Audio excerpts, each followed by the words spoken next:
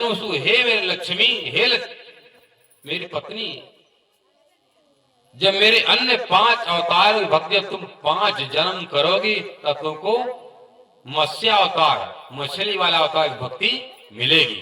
किसकी भक्ति मिलेगी? मत्स्य अवतार भगवान की भक्ति प्राप्त होगी। जब भगवान मत्स्य अवतार भक्ति जब 5 जन्म करोगे तब किसकी भक्ति प्राप्त होती है? नरसिंह भगवान की। नरसिंह भगवान की भक्ति 10 जन्म करना पड़ेगा। जब 10 जन्म भक्ति करोगे भगवान नरसिंह की, किसकी भक्ति मिलेगी? तो भगवान बाराह की, 12 मतलब जो सूरज का अवतार बनाए थे उनकी भक्ति मिलेगी। उनकी भक्ति जब आप 100 जन्म करोगे किसकी भक्ति मिलेगी? तब राम की भक्ति मिलेगी। 5 जन्म मत्स्यावतार का, किसका? भगवान ने मछली का अवतार धारण किया था, वो उनका 5 जन्म। जितने लोग मछली खा रहे हैं ना, मछली की वंशज पूर्वज कौन है? मत्स्यावतार है। और तुलसीदास जी कहते मेरे प्रभु का जो मछली खा रहा अंश जो नष्ट करना जा रहे हो ना, भगवान तुमको छोड़ेगा नहीं। एक दिवस जो करे मीन आहारा, 64 जन्म हो गिद्ध अवतारा। एक बार मछली खाए तो समय 64 जन्म गिद्ध बनना पड़ेगा। सड़ा गला मांस, आज आपको ताजा ताजा आप भोजन नहीं कर पा रहे हो, आपको सड़ा गला मांस खाना पड़ेगा। नहीं मिलेगा भोजन, वो सड़ा गला मांस भी नहीं मिलने वाली है। आज का गिद्ध दिखते हैं, गाय मर जाए भैंस तो क्यों, उनको श्राप दिया गया था। कलयुग जब इंसान अब आपका काम करने लग जाएंगे तब आपका संसार से ड्यूटी खत्म। अब इंसान चाहे ब्राह्मण, चाहे क्षत्रिय, चाहे वैश्य, सब लोग खा रहे हैं। सब लोग अंडा मुर्गा मछली खा खा करके भक्ति कर रहे हैं। जितना कीर्तन करने वाले आते, जितने भी संगीत जाते, रामायणी आते हैं ना, ठीका चलाने वाले, सब पीने वाले हैं। पी के गांजा, पी के दारू आए, जब देखे कोई नहीं दिख रहा, सीधा बालकांड से सीधा उत्तर कांड पहुंचा देते हैं। इसलिए ऐसा नहीं होना चाहिए।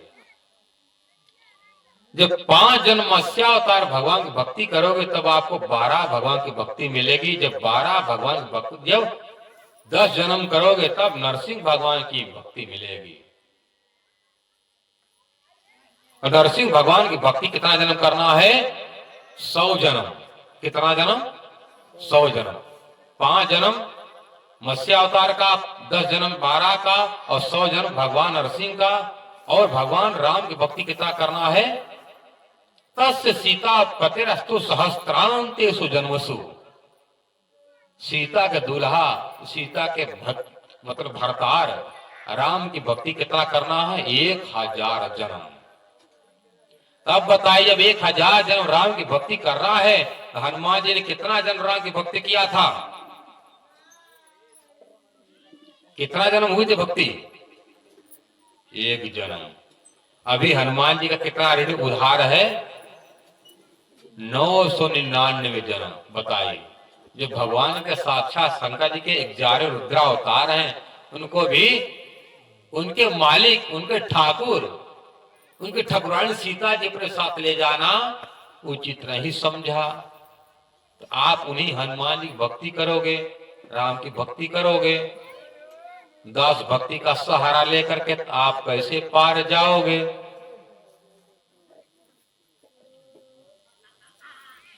तो वात्सल भक्ति करने वाली मैया यशोदा कौशल्या,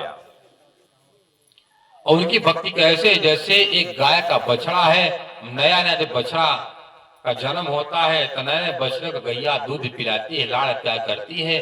अब पहले बड़े बछड़े को क्या करती है? लात मारती है, भगा देती है, नहीं दूध पिलाती। उसी तरह वात्सल भक्ति का कमी है, इस कारण से वात्सल भक्ति से भी भगवान मिलते नहीं। और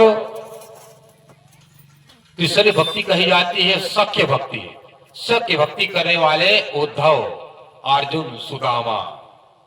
भगवान ने अपने मित्र के लिए सुदामापुरी का क्या बना दिया? नगर बसा दिया। पोरबंदर गुजरात सुदामापुरी है। उसे सुदामापुरी के रहने वाले थे महामती लाल दास जी महाराज। और गांधी जी का जन्म उसी पोरबंदर गुजरात में ही हुआ था। और अर्जुन के लिए क्या बना दिया, क्या बनाया था, इंद्रप्रस्थ। और उद्धव को भगवान ने अपना चचेरा भाई को अपना भक्त मानते थे। और भगवान कृष्ण जी अपने मित्र उद्धव को, सुदामा अर्जुन को भी छोड़कर चले जाते हैं। क्यों? क्योंकि उनमें भी कमी है। क्या कमी है? जैसे मान लीजिए एक पक्ष वाला मित्र मतलब समर्थवान है, पैसा धन दौलत से, गरीब वाला भक्त यदि मजबूरी फंस जाए, बीमार परेशान हो जाए, तो मतलब पैसा धन वाला तो मदद कर सकता है, पर गरीब वाला कैसे कर सकता है? उसके मन में झिझक रखती है, पता नहीं मेरा सखा मेरी मित्रता को स्वीकार करेगा कि नहीं करेगा। प्रमाण राजा द्रुपद और द्रोणाचार्य बचपन में एक एक घर गुरु में के आश्रम पढ़ करके आए थे।